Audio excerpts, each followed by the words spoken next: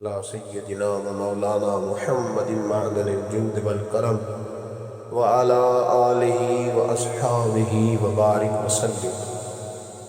تمام تعریفیں اللہ تعالیٰ جل مجدہ الکریم کے لیے اور ہر قسم کے درود و سلام نبی رحمت سید عالم صلی اللہ علیہ وسلم کی ذات والا صفات کے لیے حمد و صلاۃ کے بعد انسان کا سب سے زیادہ تعلق اس کے رب کریم کے ساتھ ہوتا ہے۔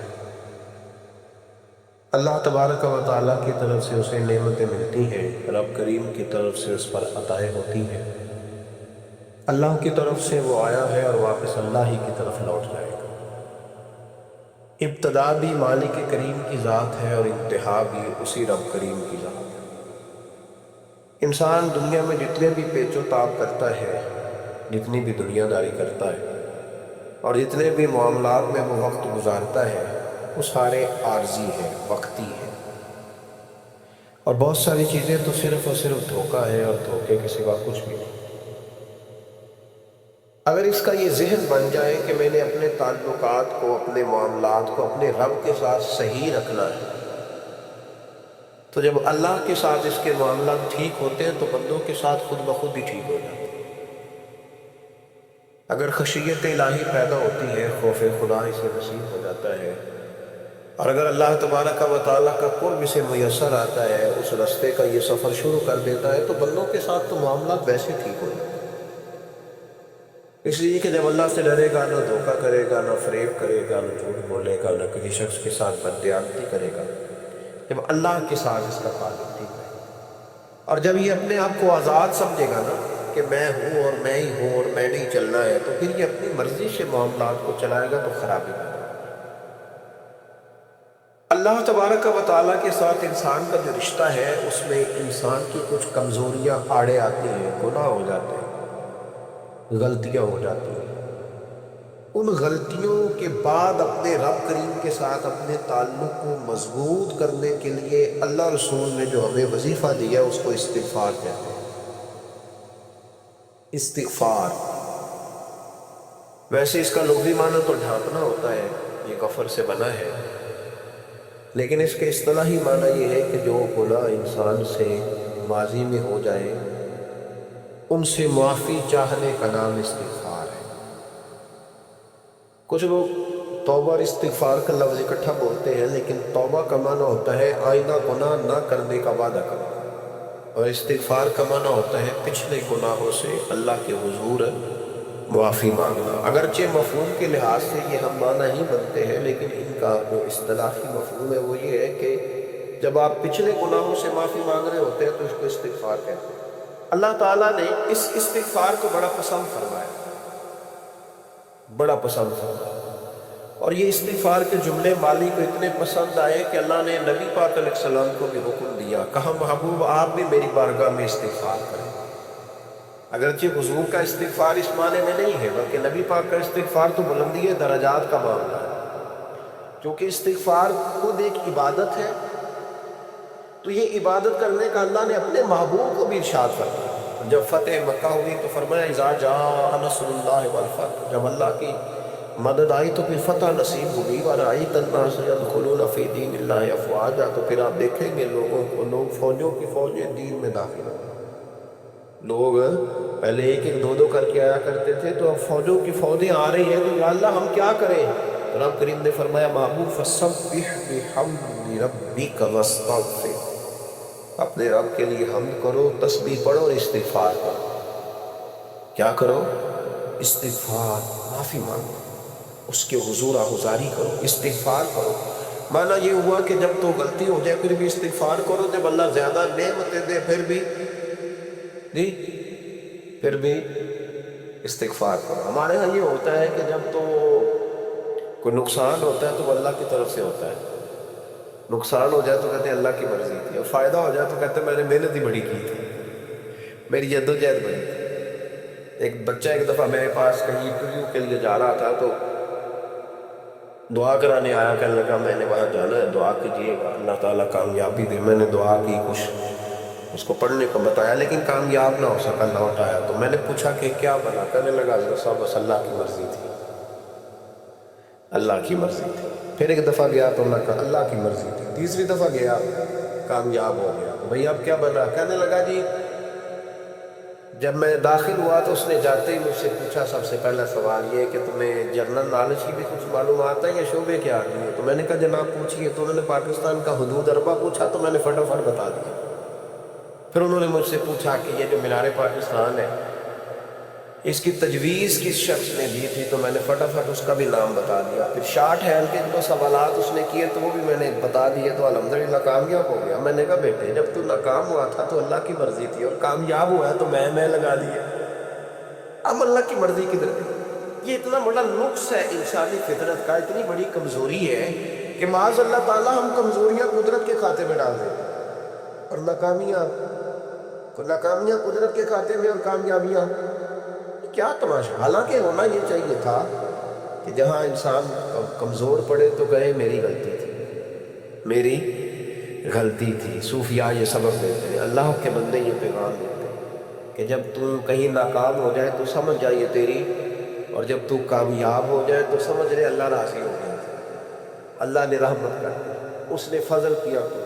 تو یاد رکھیں استغفار، کئی چیزوں پہ استغفار ہوتا ہے، کئی چیزوں پہ، اور استغفار کا نفع ملتا ہے۔ کیا نفع ملتا ہے؟ وہ سورہ نوح کی آیت نمبر 10، 11 اور 12 میں اللہ نے بیان فرمایا کہ استغفار صرف گناہ سے معافی چاہنے کا نام نہیں بلکہ استغفار کا تمہیں فائدہ ملے گا۔ کیا؟ رب فرماتے ہیں فَقُلْتُ اسْتَغْفِرُوا رَبَّكُمْ۔ جب حضرت نوح کی قوم قحط کا شکار ہو گئی، آزمائشیں آ گئی، تو آ کے حضرت نوح سے کہنے لگے اب ہم کیا کریں؟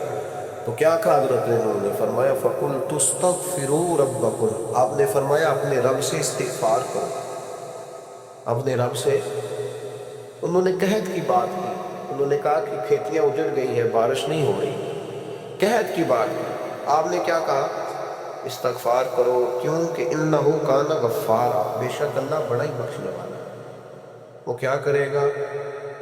یرسل السماء علیکم مدرارا، وہ تم پر موسلا دار بارش برسائے گا۔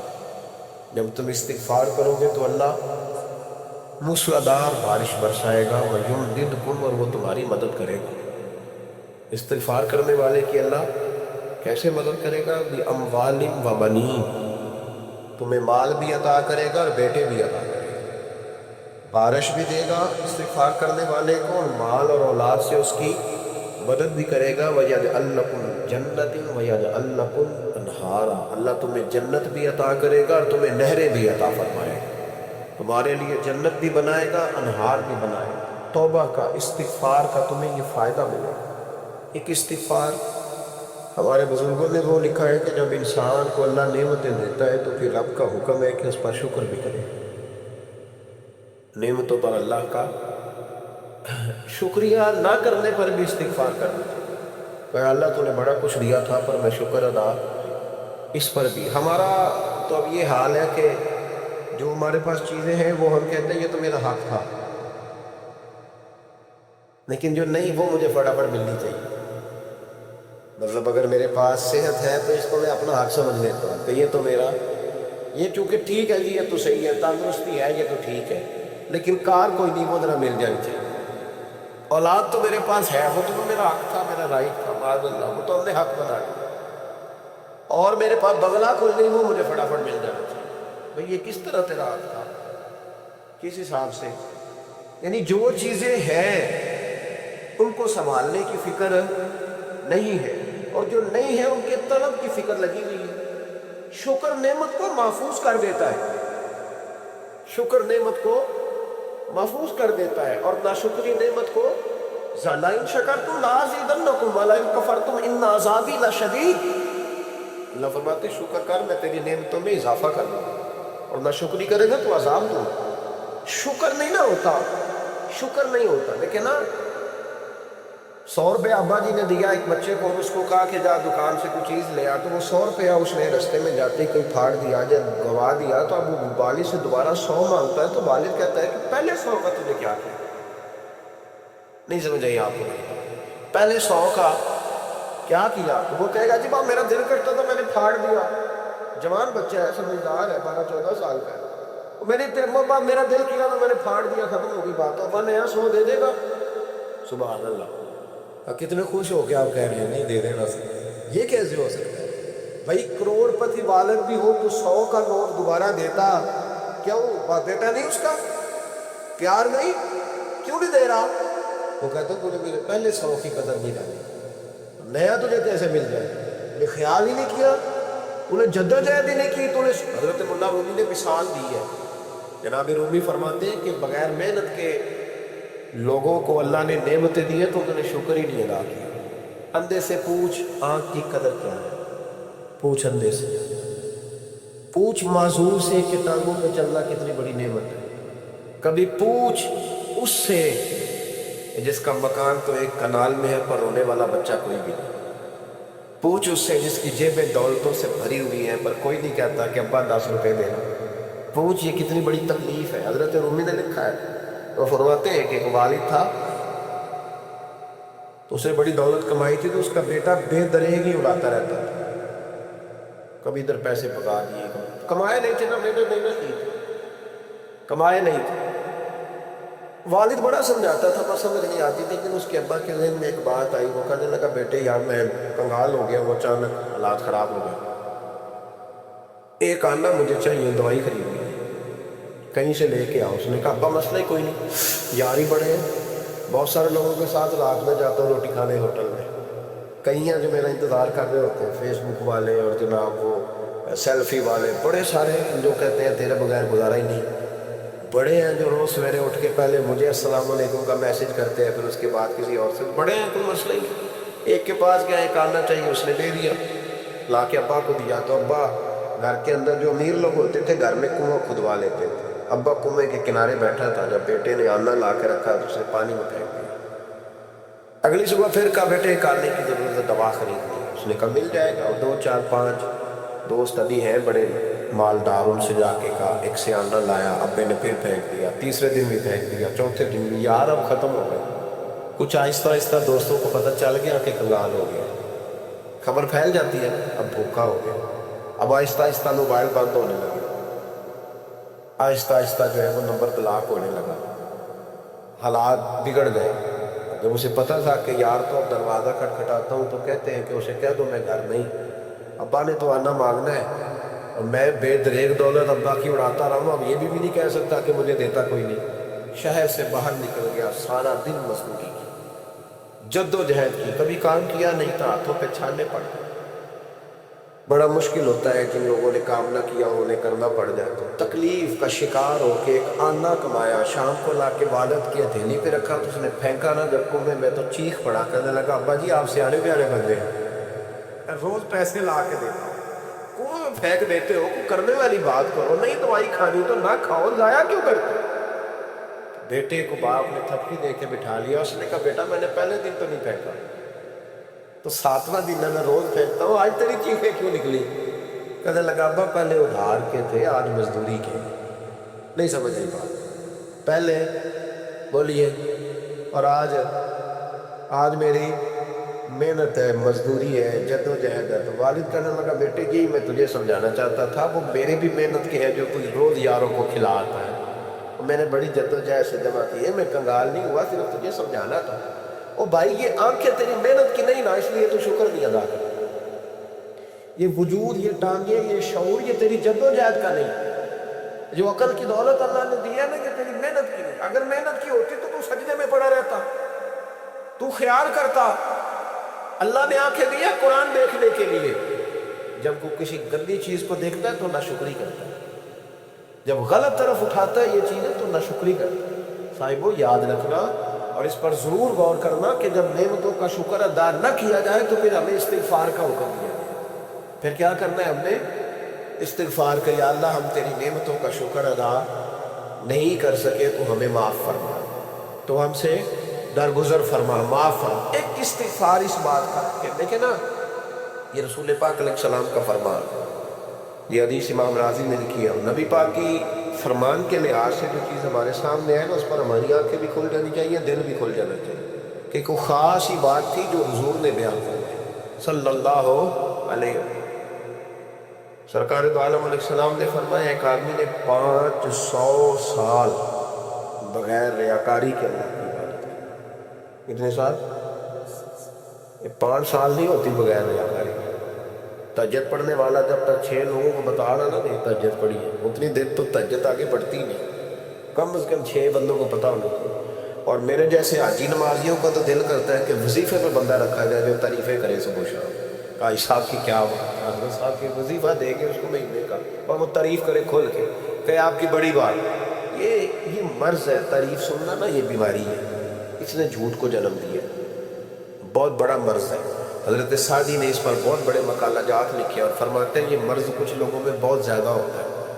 ایک امیروں میں، امیر لوگ ناراض نہ ہو جائیں، پر انہوں نے کہا ہے تو کوئی حکمت ہوگی نا، امیروں میں تعریف سننے کا مرض بہت زیادہ ہوتا ہے۔ فرماتے ہیں ایک بادشاہوں میں اور تیسرا عورتوں، ان میں یہ بیماری بہت زیادہ ہوتی ہے۔ کوئی تعریف نہ کرے تو خود اپنی کرنی شروع کر دیتے ہیں، خود ہی کہہ دیتے ہیں کہ وہ کیا بات ہے۔ میرے ابا جی تھے، وہ تے 100 حال چل دا سی تے 150 بندہ ٹکر کر، ابا جی تو چھڑ تو دس تیرے کنے چل گئے، تیرے کو کنے بندے روٹی کھانے، اپنی بات کرنا۔ اقبال کہتا تھے تو وہ آباد تمہارے ہی مگر تم کیا ہو، ہاتھ پہ ہاتھ درے منتظر فردا، ابا جی کی دادا جی کی چھوڑ اپنی کر، ہمیں تو تیرا پتہ ہے تو اپنی بات کر، تیرے اندر بھی کوئی چیز ہے کہ نہیں۔ ابا دادا تو سب کے بڑے، حضرت آدم کی اولاد ہے تو حضرت آدم نبی تھے، باپ دادا تو سب کے بڑے بڑے ہی ہیں۔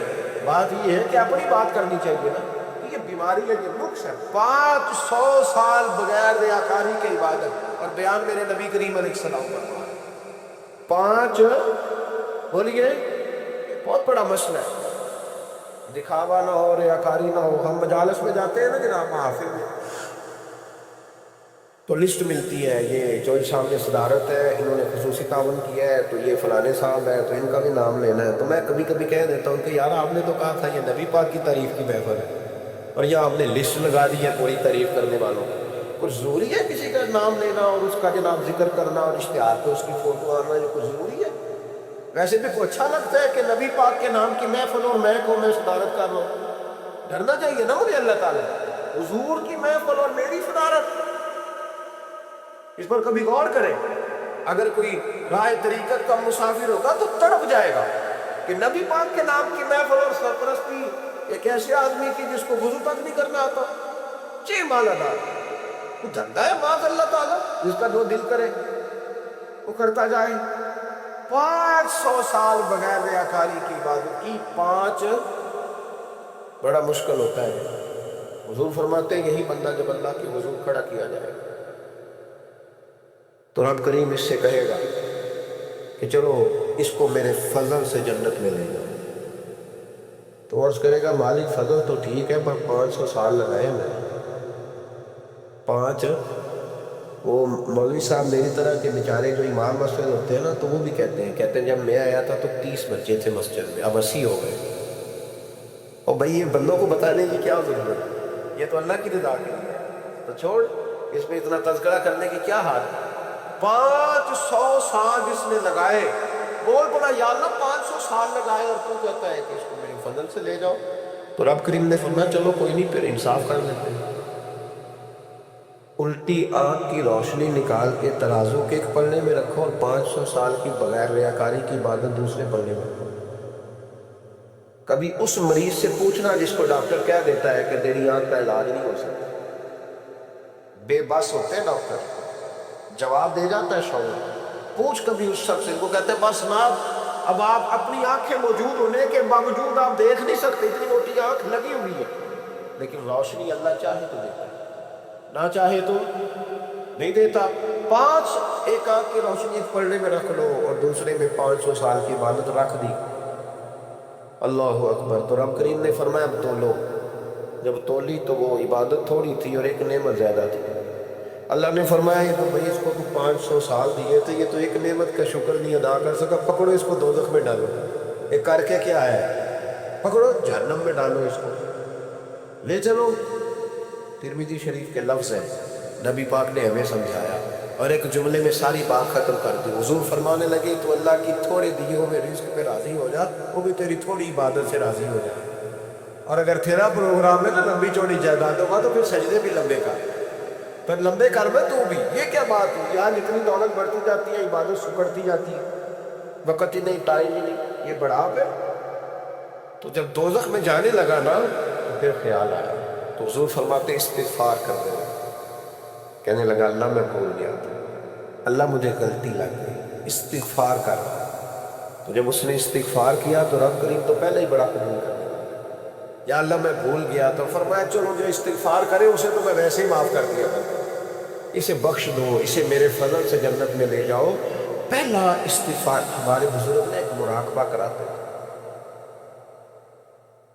مراقبہ ان فی خلق السماوات والارض واختلاف اللیل والنہار لآیات لأولی الالباب. مراقبہ ہوتا تھا اللہ کی نعمتوں پر غور کرنے کا. تو اکیلا بیٹھ، گردن جھکا اور غور کر خدا کا فضل کتنا ہے اور میری اس میں محنت کتنی ہے، اس کا شمار کر. اس طرح کر کے دو خانے بناؤ، ایک خانے میں اللہ کی نعمت رکھ اور دوسرے میں پھر اپنی محنت رکھ. اس کو کہتے ہیں مراقبہ. یہاں سے مراقبہ سٹارٹ ہو. اور اگر تو شکر ادا کر رہا ہے تو پھر ٹھیک ہے، ورنہ پھر استغفار کر، پھر اللہ کے حضور معافی مانگ، پھر اس کے حضور آہوزانی کر، پھر اس سے کہہ کہ وہ معاف کرے. ہم لوگ یہ والا مراقبہ نہیں کرتے، اس لیے جو چیز ہے وہ تو میرا حق تھا، مجھے فٹافٹ دوسری بھی چاہیے. استغفار کرے اس لیے کہ ہم شکر ادا صحیح طور پر کر سکیں.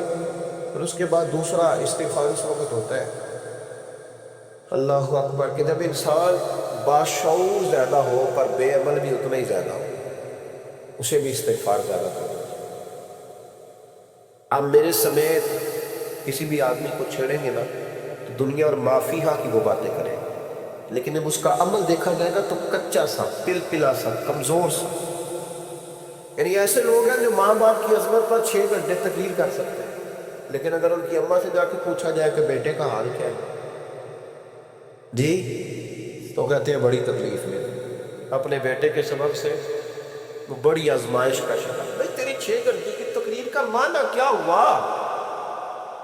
تو لفظوں کے گورکھ دھندے کا ماہر ہے. لفظ میں ادھر گیا ہوا تھا بڑی دور پنجاب کے ایک شہر میں، تو ایک سامنے کہنے لگے کہ میری 21ویں سالانہ محفل ہے. میں نے کہا آپ نماز پڑھتے؟ کہتے نہیں. تو میں نے کہا محفل کا کیا معنی رکھا ہوا ہے؟ یہ کیا ہے، رسم ہے؟ فلاں بہت بڑے عالم کو میں نے بلایا، فلاں کو بلایا، فلاں نعت کا. یہ کیا ہے؟ اگر تو نمازی نہیں آج تک، اس کو کیا سمجھتا ہے؟ میرے بھی فلاں بزرگ سے بھی تعلقات ہے، تو تو نے کیا حاصل کیا ان سے؟ تعلقات کا کیا مطلب ہوتا ہے؟ فوٹو آتی ہے صاحب، اخباروں میں تصویر لگ گئی، فیس بک پہ آ گیا کہ میں ان سے ملا ہوں، اتنا تعلق ہے؟ یا تو بھائی خوشبو کے قریب سے بندہ گزر جائے تو خوشبو آنے لگ جاتی ہے. تو نے پایا کیا؟ شعور ہونا اور عمل نہ ہونا بہت بڑی مصیبت ہے. اس سے اللہ کی بارگاہ میں استغفار کرنا چاہیے. یعنی انسان کو عقل ہو، پتہ ہو، خبر ہو، اور اس کے پاس دھلے کا عمل نہ ہو. اس کو 3400 حدیث آتی ہو کہ نماز نہ پڑھنے والے کی سزا جو ہے پھر بھی نہ پڑھے. تو سزا ہے کہ نہیں اللہ کی طرف سے؟ حضرت رومی رحمۃ اللہ علیہ فرمایا کرتے تھے بہت سارے بندوں کو اللہ سارا کچھ دیتا ہے، مسجد آنے کی توفیق نہیں دیتا. معنی یہ ہے کہ اللہ ان سے ناراض ہے. وہ کہتے ہیں کہ میں بڑا سمارٹ ہوں. تو عقل ہونا اور عمل نہ ہونا، اس پر بھی استغفار کرنا چاہیے. شعور ہو اور انسان کو عمل کی توفیق. یار ساری زندگی گورکھ دھندے میں گزر گئی، لوگوں کی لفظوں کے بڑے ماہر رہے، اور میں ایسے لوگوں کو دیکھتا ہوں تقریریں 6 گھنٹے کی، 9 گھنٹے کی تقریریں سنتے ہیں، بیٹھتے ہیں مجالس میں. نماز کا وقت آتا تو مصیبت بن جاتا، بھاگتے ہیں، جان چھڑاتے. مسجد کی حاضری 20 منٹ کی بھی صحیح نہیں دے سکتے. کیا ہے یہ کیوں بہت بن گیا تیرے پر؟ غور کا ڈر اللہ سے. میرے نبی کریم علیہ وآلہ وسلم نے ارشاد فرمایا قیامت کے دن کچھ لوگ کنیوں کی بات سن کے جنت میں چلے جائیں. اللہ تعالی ہماری پردہ پوشی عطا فرمائے. کہا کچھ تبلیغیں کرنے والے دوزخ کے دروازے پہ کھڑے ہو گئے تو وہ جنتی کہیں گے کہ مولانا پیر صاحب ہم تو آپ کی بات سن کے جنت میں جا رہے ہیں، تو آپ یہاں کیوں کھڑے ہیں؟ تو وہ کہیں گے ہاں افسوس میں کہتا تو رہا پر عمل نہ کر سکتا. میں عمل اس سے مراد صرف ممبر میں بیٹھنے والا مولوی نہیں، اس سے ہر وہ شخص مراد ہے جو نصیحتیں تو بڑی کرتا ہے، لیکن خود عمل ہے وہ بہت بڑا الفاظ کا ذخیرہ رکھتا ہے، پر عمل کے لیے 2 سجدے بھی صحیح طریقے سے دے سکتا. پھر وہ استغفار کرے. پھر وہ اللہ کی بارگاہ میں معافی مانگے، پھر وہ توبہ کرے، اس لیے کہ جو جتنا بڑا ہوتا تھا نا اس پہ خشیت بھی اتنی زیادہ طاری ہوتی، اس پر خشیت بھی اتنی، جتنا حضرت عمر فاروق رضی اللہ تعالیٰ عنہ کو زخم لگ گیا، شدید زخم لگا، آپ آ گئے، بڑی زیادہ خون بہہ گیا ہے، بہت سارے صحابہ آپ کے گرد جمع ہو گئے، حضرت عبداللہ ابن مسعود بھی آ گئے، تو جناب عمر رونے لگ گئے،